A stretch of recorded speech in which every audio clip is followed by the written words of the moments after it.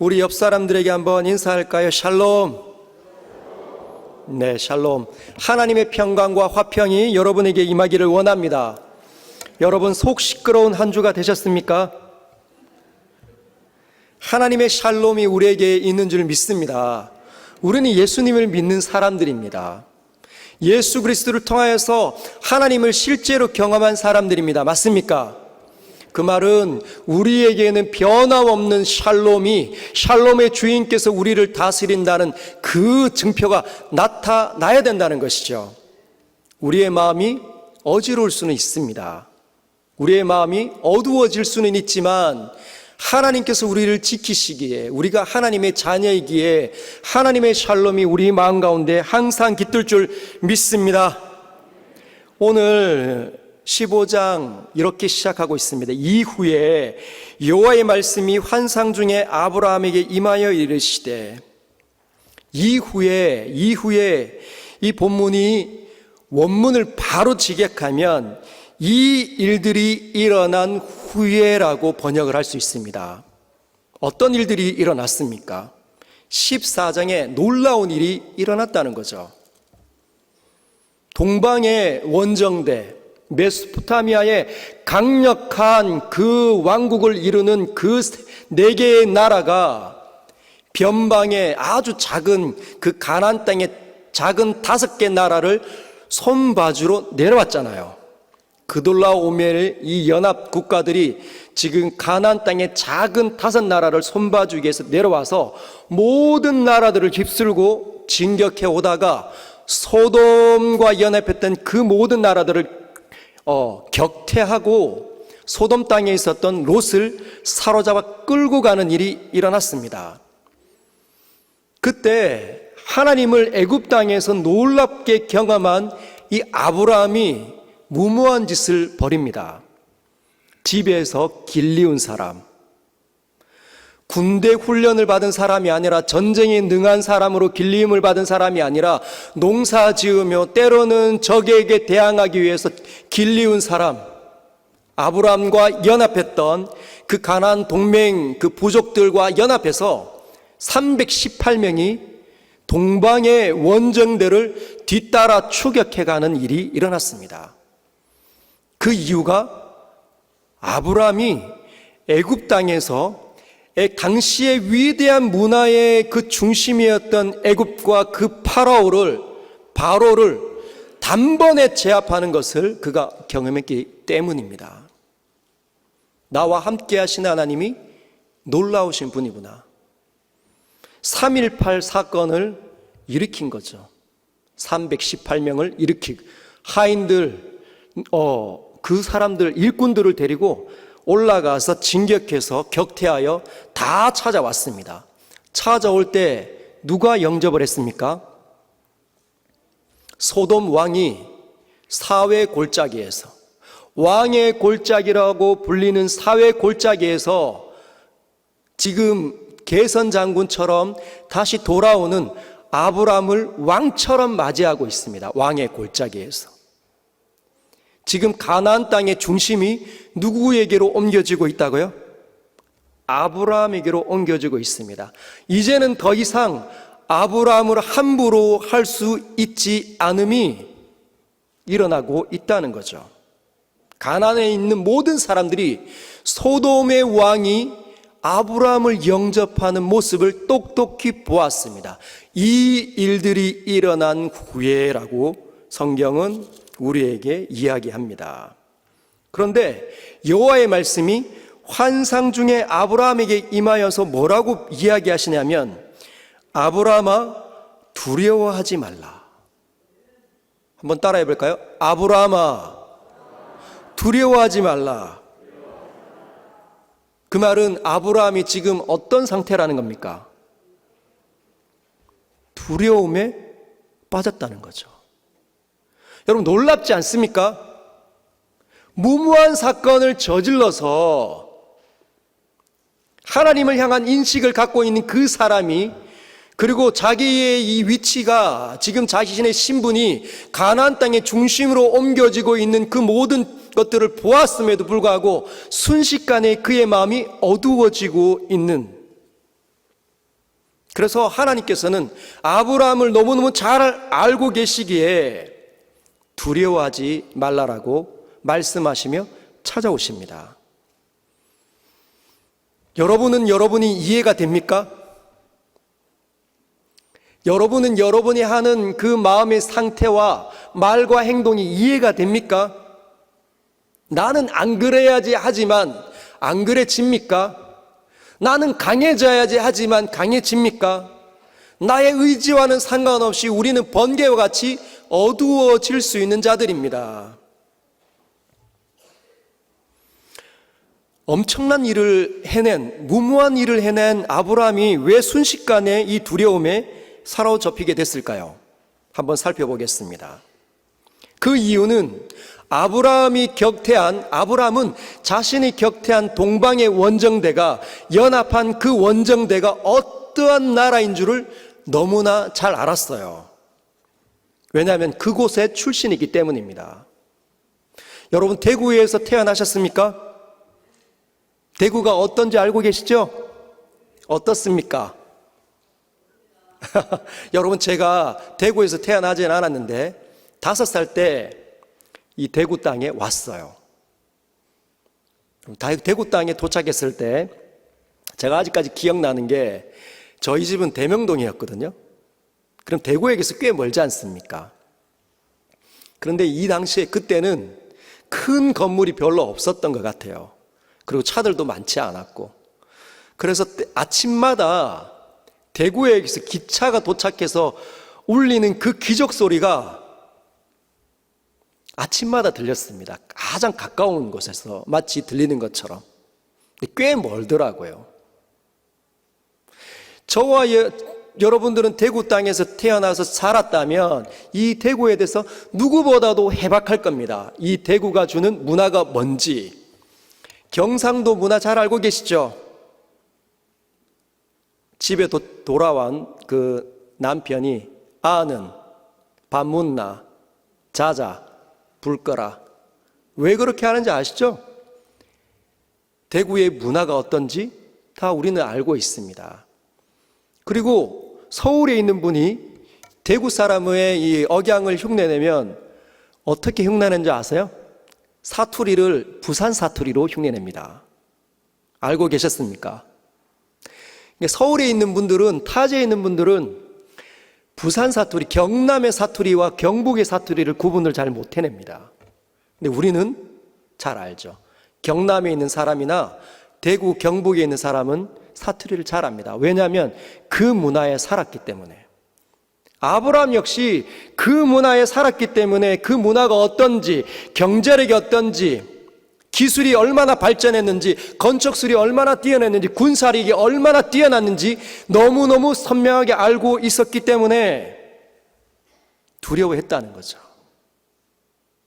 여러분, 아무리 믿음이 좋더라도 갑자기 현실을 자각하면 어떻게 됩니까? 시선이 하나님을 향하고 있다가 현실을 자각하면 내가 지금 뭐 하고 있지? 내가 지금 이렇게 해도 되나? 내가 이렇게 수많은 시간들을, 금요일날 이 귀한 시간을 금요 기도에 나와서 예배드리고 찬양하고 그 2시간을 드려도 될까? 세상에 내 친구들은 얼마나 많은 시간을 스펙을 쌓는데, 미래를 준비하는 데 쌓고 있는데 내가 그래도 될까? 고등학교 때 아이들은 다 그렇습니다. 그리고 대학생들도 역시 시험 기간이 되면 현실을 자각하면서 믿음이 약해질 수 있다는 거죠. 뭐 내 힘으로 한 것도 아니잖아. 318명 불가능하다는 거 분명히 알고 있잖아요. 그런데 그가 그렇게 무모한 행동을 했던 이유는 애굽에서 경험한 그 하나님께서 자신과 함께 하고 있는 줄 그가 분명하고도 명확하게 깨닫고 있기, 또 경험했기 때문입니다. 그런데 자신의 힘으로 한 것이 아닌 줄 알죠. 하나님이 나를 돌봐주시면 어떻게 되지? 그들이 다시 재정비해서 진격해오면 나는 어떻게 되지? 한다는 거죠. 즉 아브라함은 타락한 사람 가운데 태어난 사람입니다. 여전히 성도가 되어도 죄의 경향성이 강력한 사람이라는 거죠. 저와 여러분들이 예수님을 영접해서 우리 안에 있는 모든 더러운 죄악이 예수 그리스도의 십자가 위로 다 빨려 올라가서 예수께서 단번에 처리하셨다 할지라도, 그리고 부활의 소망이 그 생명으로 우리에게 주어졌다 할지라도, 하나님과의 이 관계가 이어져 있다 할지라도 우리 안에는 죄의 경향성이 여전히 흐릅니다. 죄의 이 끝이 단번에 끝이 났지만 스톱 당했다 할지라도 그 경향성은 여전히 우리를 이끌어가는 거죠. 사도 바울이 오호라 나는 곤고한 사람이로다.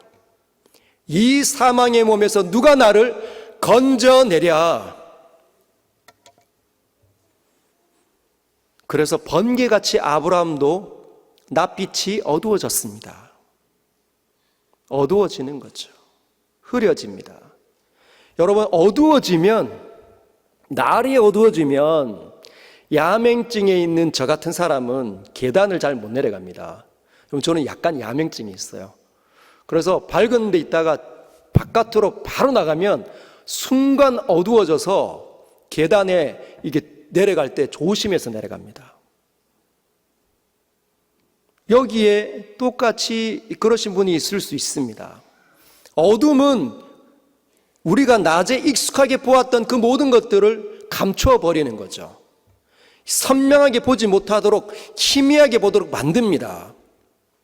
낯빛이 어두워지면 하나님을 분명하게 보았던 그 선명한 그 믿음이 약해져서 하나님이 잘 보이지 않는 거죠. 뭐가 더 크게 보입니까? 내 마음의 상태, 나를 힘들게 만드는 그 상황과 그 사람들이 더 크게 보입니다. 그래서 이렇게 이야기하는 거죠. 내 남편이 나를 떠나면 어떡하지? 아마 이곳에 있는 우리 여성분들, 결혼하신 여성분들은, 아내분들은 한 번은 그런 고민을 다 해보셨을 겁니다. 어쩌면 지금도 고민하고 있는 분들이 계실 수 있어요. 요즘에는 과거와는 다르게 남성들도 그렇게 생각합니다. 내 아내가 이렇게 늙어 있는 나를 버리면 어떡하지? 그런 생각이 듭니다. 병에 걸리면 어떡하지? 아이들은 부모님이 돌아가시면 어떡하지?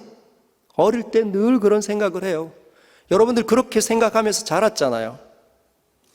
안 일어났는데, 여러분, 안 일어났어요. 우리가 염려하던 그 모든 일들은 안 일어났습니다.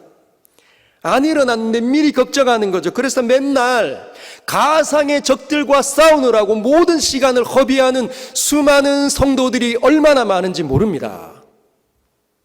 안 일어났는데. 예수님께서 이렇게 말씀하시죠. 내일 일은 내일 염려해라.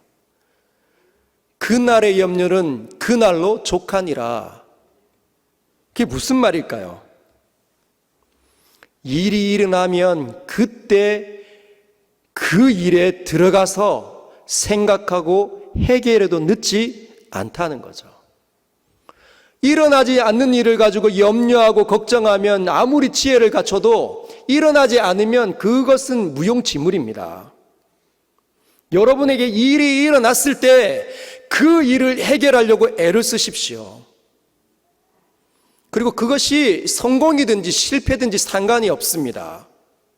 내게 일어나는 그 모든 것들은 하나님께서 주신 독특하고도 귀한 기회입니다. 삶에 하나님을 만날 수 있는, 하나님을 경험할 수 있는 독특한 기회의 현장이라는 것이죠. 여러분 진짜 인정하십니까? 여러분에게 지금 일어난 그 모든 삶의 현장이 하나님을 경험하고 하나님과 함께 해결할 수 있는 그 기회의 현장이라고 인정하십니까? 그러면 염려하지 마십시오.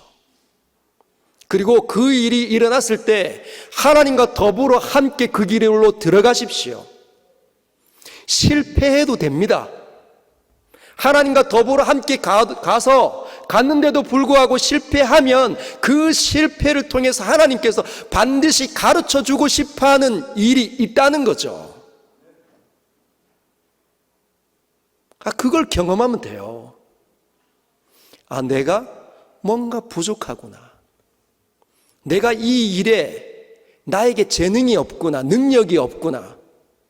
하나님께서 이 재능을 갖추게 하시는 이유가 뭘까? 재능과 그 경험고를 통해서 지혜를 얻으면 여러분에게 지혜가 있을 때 하나님께서 또 다른 일들을 여러분에게 주실 겁니다. 그 일을 만난 한 사람을 붙여주시든지, 여러분이 똑같은 일을 일어나게 있어서 여러분이 해결하도록, 그래서 주님을 더 깊이 만나도록, 이제는 실패가 아니라 성공하도록 하나님 이끌어 가신다는 거죠. 이것이 우리에게 일어나는 수많은 것들을 해석할 때 바라봐야 되는 관점입니다. 여러분, 그 관점 가지고 있습니까? 그래서 실패 나는 안 해야 된다. 그런 사람이 가장 어리석고 무서운 사람입니다. 그런 사람이 내 배우자다, 내 남편이고 내 아내다, 그러면 그 사람을 둔 사람은 굉장히 힘들어요. 극복이 안 되기 때문에. 그런 사람들이 항상 우울해하고 걱정에 쉽게 빠지는 경향성을 가지고 있습니다. 여러분, 무서워하지 마십시오. 아브라함을 부르신 하나님께서 여러분들과 함께 하시는 줄 믿으시길 바랍니다. 우리가 이 자리에 있잖아요. 얼마나 놀라운 일입니까? 여러분, 바깥에 나가서 전도지를 가지고 전도해 보십시오. 사람이 믿어지는지. 콧방귀를 낍니다. 그리고 여러분들이 전도지 주는 그 모든 거 다 구겨서 쓰레기통에 던져버리든지 아니면 받지도 않고 지나가는 거죠. 하나님을 믿는다? 그건 놀라운 일이 내 삶 속에 일어났다는 거예요. 이 금요기도에 모여서 하나님을 정말 뜨겁게 예배한다. 말씀이 열리는데 내 마음에 부딪히는 일이 일어났다. 그 사람은 놀라운 일이 이미 시작된 사람입니다. 아브라함처럼 하나님의 거룩한 손에 선택된 사람이라는 것이죠. 그래서 오늘 이 밤에 말씀을 들으면서 여러분의 삶을 진단해 보시길 바랍니다. 두 번째, 주님이 이렇게 말씀하셨죠. 그래서 하나님께서 나는 너의 방패다. 두려워하는 자들에게 걱정하지 마.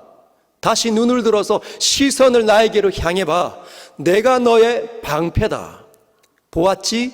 애굽 땅에서. 아브라함은 혼자였어요. 318명이 있지도 않았습니다.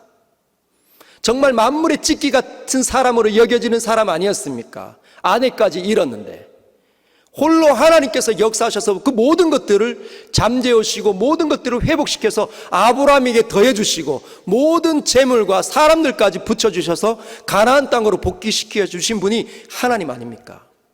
너는 눈을 들어 나를 바라봐야 돼. 내가 너의 지극히 큰 방패다. 지극히 큰 너의 상급이다 라고 말씀하신다는 거죠. 방패는 이해가 되는데 왜 상급이라고 말씀하셨을까요? 그것도 지극히 큰 상급. 큰 상급이 아니라 지극히 큰 상급. 한번 따라해 볼까요? 하나님은 나의 지극히 큰 상급이시다. 여러분, 상급은 뭔가 어떤 올림픽이나 선수가 해서 상장을 타는 그런 상급이 아니에요. 이 상급이라는 이 단어는 보상 또는 대가, 수고의 대가를 의미합니다. 아브라함아, 나는 너의 지극히 큰 보상이고 대가야. 너의 보수야. 이렇게 말씀하셨다는 거죠. 즉 아브라함은 소돔 왕이 그렇게 얘기하지 않았습니까? 뭐라고 얘기합니까? 21절, 14장 21절에 소돔 왕이 아브라함에게 이르되 사람은 내게 보내고 물품은 네가 가져라. 근데 아브라함이 뭐라고 얘기합니까? 네 말이 내가 아브라함으로 치부하게 하였다 할까 하여 너에게 속한 것은 실 한 오락이나 들매끈 한 가닥도 내가 가지지 아니하리라. 대신 나와 함께한 형제들의 몫은 주어라. 본인은 아무것도 갖지 않았어요. 그때 아쉬움이 있는 거죠. 아, 저거 필요한데. 아, 나 저거 있어야 되는데. 아, 저거는 그냥 가진다고 할 걸. 후회가 아마 찾아왔던 것 같아요. 아브라함아, 후회하지 마. 네가 롯에게 모든 것을 양보했을 때 내가 너에게 모든 것을 주는 것처럼 나는 너의 지극히 큰 보상이요 대가요 상급이야 라고 말씀하신다는 거죠. 여기에서 두 가지 우리에게 주는 진리가 있습니다. 하나님은 우리의 방패가 되어주고 싶어 하신다는 거죠. 여러분들은 정말 주님이 방패임을 믿으십니까? 삶 속에 일어나는 것 경험해 보고 싶지 않습니까? 방패가 어떻게 나를 감싸고 있는지 여러분 경험해 보고 있습니까? 아니면 우리가 지난주에 살펴본 것처럼 이론적 무신론자만 있는 게 아니라 실천적 무신론자가 있어서 하나님을 내가 믿습니다라고 얘기하지만 바깥에 문 열고 나가는 즉시 말갛게 하나님은 잊어버리고 살면서 세상에 여러 가지 것들이 일어나면 눈이 순식간에 어두워지는 실천적으로 무신론자 같이 살고 있지는 않습니까? 하나님께서 방패 되신다는 사실을 경험해 보시길 바랍니다. 그러면 위기가 일어나든지 또는 악한 사람들이 찾아오든지 할 것이라는 거예요. 두려워하지 마십시오. 근데 사실 쉽지 않습니다. 여기에 있는 모든 분들이 나는 진짜 고생 안 하고 살고 싶고 고생해보니 얼마나 어려운지 손이 부르트고 입에서 단내가 나고 먹을 것이 없어서 눈물을 흘려보면 그런 말 못할 수도 있어요. 여기에 지금 머리가 저보다 희끗하신 우리 선배님들, 우리 형님, 누님들 계시잖아요. 얼마나 힘들게 살아오셨습니까? 6.25를 겪어보신 분들도 계세요. 70년대, 60년대에서 70년대 삶이 얼마나 팍팍했습니까? 우리나라 눈을 들면 전부 다 민둥산이었잖아요. 그런 고난의 시기를 겪고 오신 분들은 더더욱 고생 안 하고 싶고 노년에는 편안하게 살고 싶고 자녀들에게도 고생 안 물려주고 싶어 하는 거죠. 그러나 여러분, 하나님께서는 다른 생각을 갖고 계십니다. 우리가 비록 이제 더 이상 고난을 안 하도록 하나님께서 허락하신다 할지라도 우리 자녀들에게 고난을 허락해 주시는 이유가 있어요. 고난을 극복해봐야 고난을 다뤄낼 수가 있습니다. 절망하지 않는 거예요.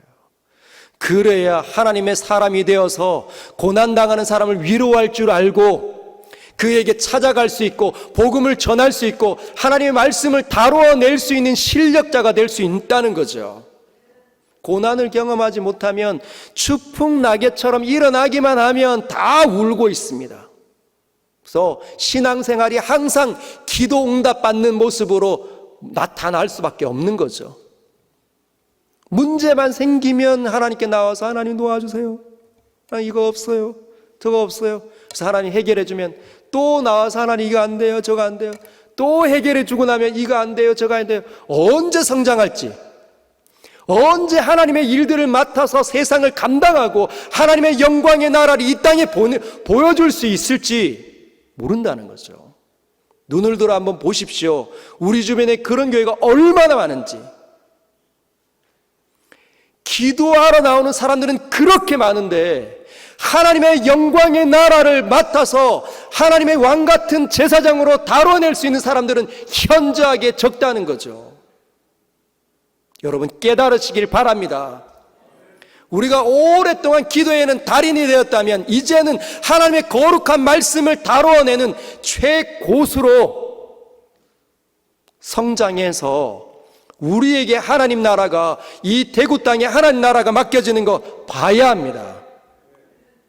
우리 교회가 이정표 같은 교회 아닙니까? 맞나요? 안 맞아요? 맞습니까? 그러면 이제는 성장해야 합니다. 그리고 주님께서는 우리가 우리에게 있는 그 어떤 것보다 하나님의 가치를 발견하기를 원하신다는 것, 이것이 두 번째입니다. 하나님이 가장 가치롭다는 것을 우리로 하여금 발견하기를 원하신다는 거죠. 그래서 너 양보했다고, 못 가졌다고 두려워하지 마. 내가 너의 지극히 큰 대가요 보상이요 상급이란다. 나를 봐야 해. 여러분, 하나님의 가치를 여러분 발견해내시길 바랍니다. 정말 보화를 발견한 사람이 집에 돌아가 그 자기에게 있었던 그 모든 것들을 팔아 넘길 만큼 자신에게 있는 힘과 지혜와 학식과 모든 물질, 그것이 무가치한 거죠. 왜? 보화를 발견했기 때문에. 주님 한 분만으로 여러분 만족하십니까? 주님 한 분만으로 나는 만족해. 나의 모든 것 대신 주님 찬양해. 나의 영원한 생명 되신 예수님 목소리 높여 찬양해. 할렐루야. 정말 우리 주님이 우리의 모든 것 되시지 않습니까? 다시 그 빛나는 신앙의 소유자가 되시길 주님의 이름으로 축복합니다. 이제 좀 안심이 된 아브라함이 이제 하나님께 투정을 부립니다.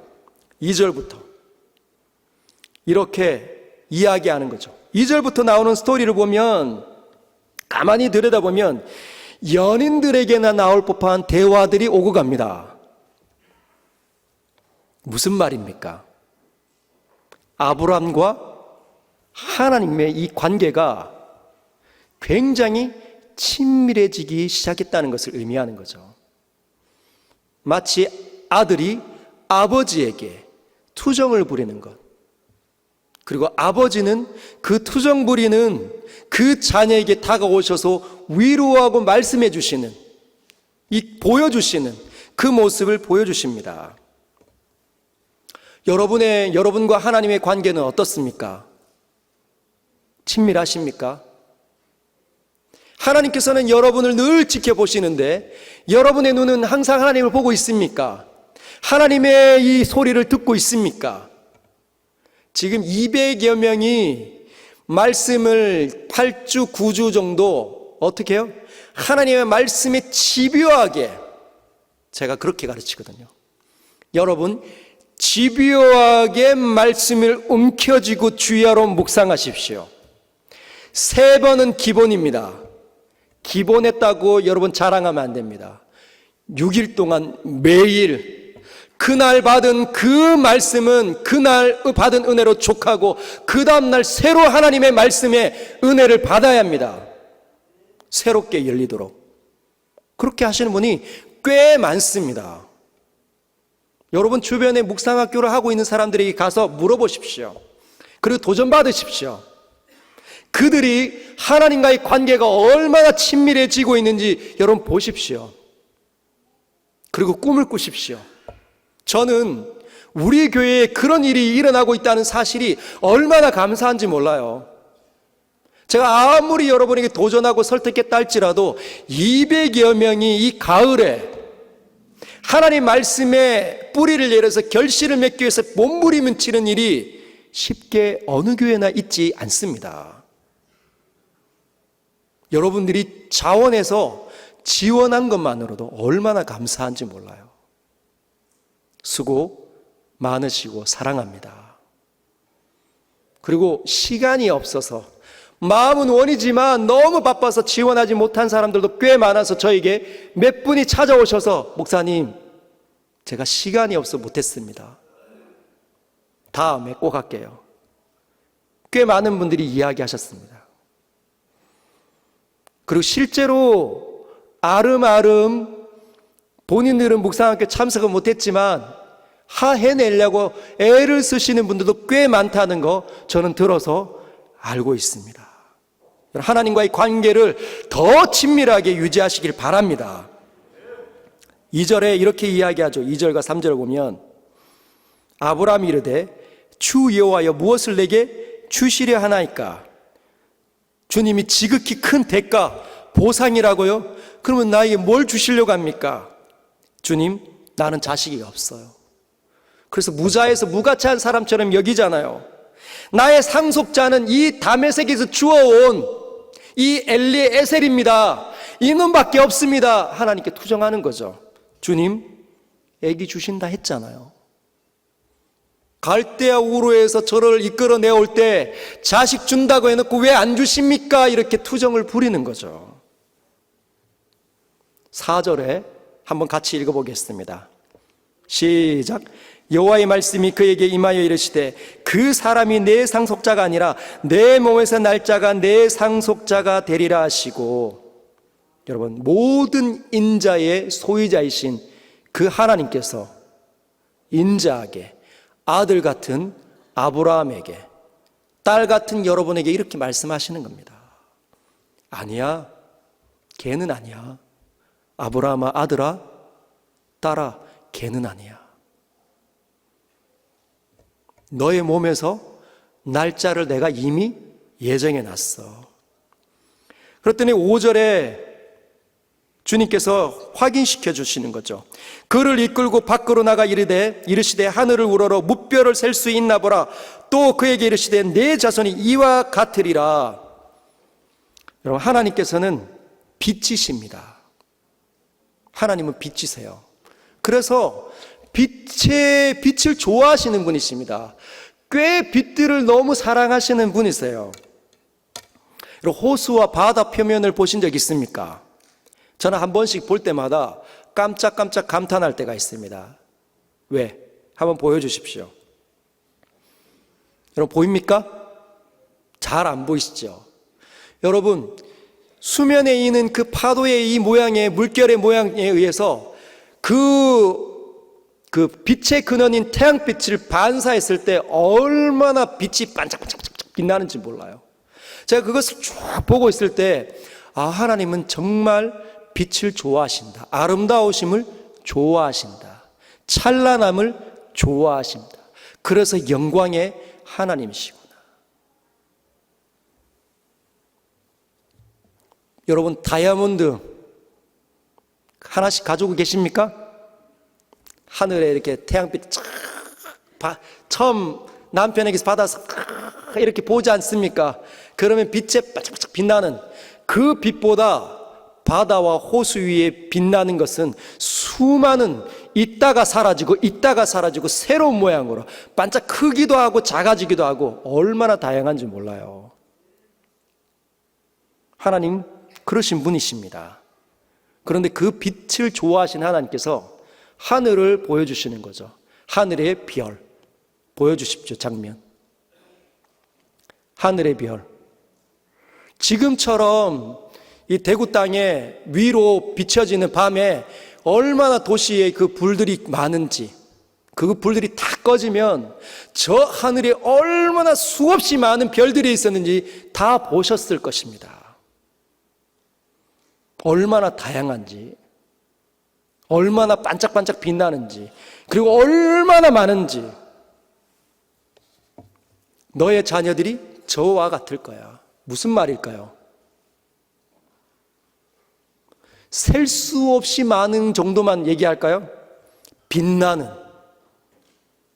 너의 자녀들은 세상의 빛의 자녀들처럼 존재하게 될 것이다 말씀하시는 거죠. 우리는 세상의 빛들입니다. 하나님의 자녀들로서 아브라함의 후손으로서 이 땅에 존재하는 거예요. 여러분 자신을 그렇게 얘기합니다. 하나님의 위대한 빛을 받아서 하나님의 빛들을 이 세상에 보일 수 있는 나다. 그것이 우리의 정체성이 되어야 합니다. 우리 옆 사람에게 한번 그렇게 이야기할까요? 당신이 바로 그런 보석과 같은 사람입니다. 네, 별로 말씀 안 하고 싶은가 봐요. 예. 다니엘서 12장 3절에 이렇게 말씀 있죠. 제가 한번 읽어드리겠습니다. 지혜 있는 자는 궁창의 빛과 같이 빛날 것이요 많은 사람을 옳은 대로 돌아오게 한 자는 별과 같이 영원토록 빛나리라. 우리가 많은 사람들을 옳은 대로 돌아오게 할 수 있는 하나님의 빛나는 사람들입니다. 그리고 아브라함이 보았던 그 모든 별들 그 개수 안에 우리가 바로 들어가 있었다는 거죠. 하나님께서 예비한 그곳에 우리의 이름이 이미 있었습니다. 그것이 하나님의 예정이에요. 믿으십니까? 하나님의 의지가 느껴지십니까? 그때 6절에 보면 아브라함이 이렇게 이야기합니다. 이에 아브라함이 여호와를 믿으니 여호와께서 이를 그의 의로 여기셨다. 여러분, 이 부분은, 이 구절은 굉장히 중요한 구절입니다. 다시 한번 읽어볼까요? 시작. 아브라함이 여호와를 믿으니 여호와께서 이를 그의 의로 여기시고. 여러분, 아브라함이 어떤 의로운 일을 했습니까?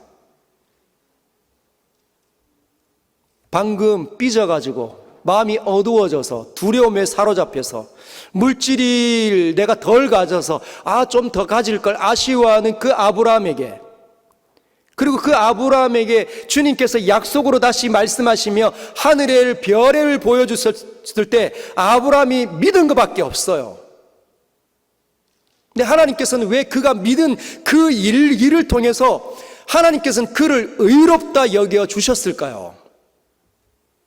왜 이토록 그것이 신학적으로 굉장히 매우 중요하다고 사람들은 이야기할까요? 그리고 바울은 복음을 설명하는데 이 구절을 즐겨 가져다가 사용합니다. 왜 그랬을까요? 사람이 잃어버린 것이 하나님을 믿는 일입니다. 다시 시작되는 거죠. 그 이전에는 에녹이나 노아나 이런 믿음의 사람들에게 간헐적으로 일어났다면 이제는 아브라함을 통해서 백성들에게, 나라에 하나님께서 그러한 일을 시작하시겠다는 메시지라는 거예요. 하나님을 믿는 건 하나님을 신뢰하는 겁니다. 하나님을 신뢰하는 사람이 바로 모든 의로운 옳은 일은 시작하는 사람이 된다는 거죠. 하나님을 믿는 사람이 아니면 절대로 그 안에 그 사람이 원하는 옳은 일은 해낼 수 없다는 겁니다. 번개같이 어두워지기에 해낼 수 없는 거죠. 그래서 하나님을 믿는 것은 너무너무 중요한 겁니다.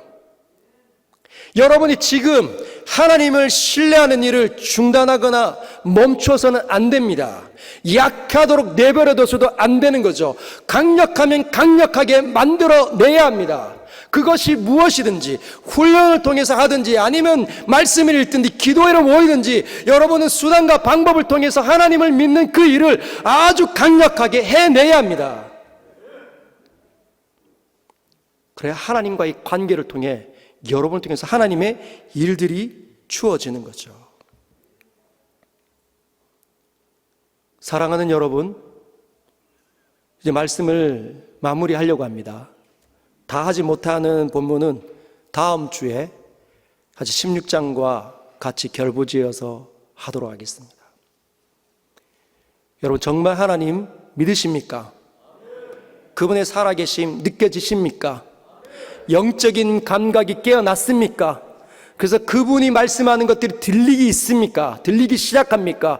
여러분의 마음에 부딪힐 때 은혜가 충만해지고 있습니까? 아니면 여전히 세상의 것이 없어서 두려워하고 걱정하고 있습니까? 아니면 일어나는 일 때문에 속이 시끄럽고 정말 고통스럽고 어려워지고 있습니까? 오늘 이 밤에 그 모든 것들을 하나님께 아뢰시고 하나님으로부터 해결받으시길 주님의 이름으로 축복합니다.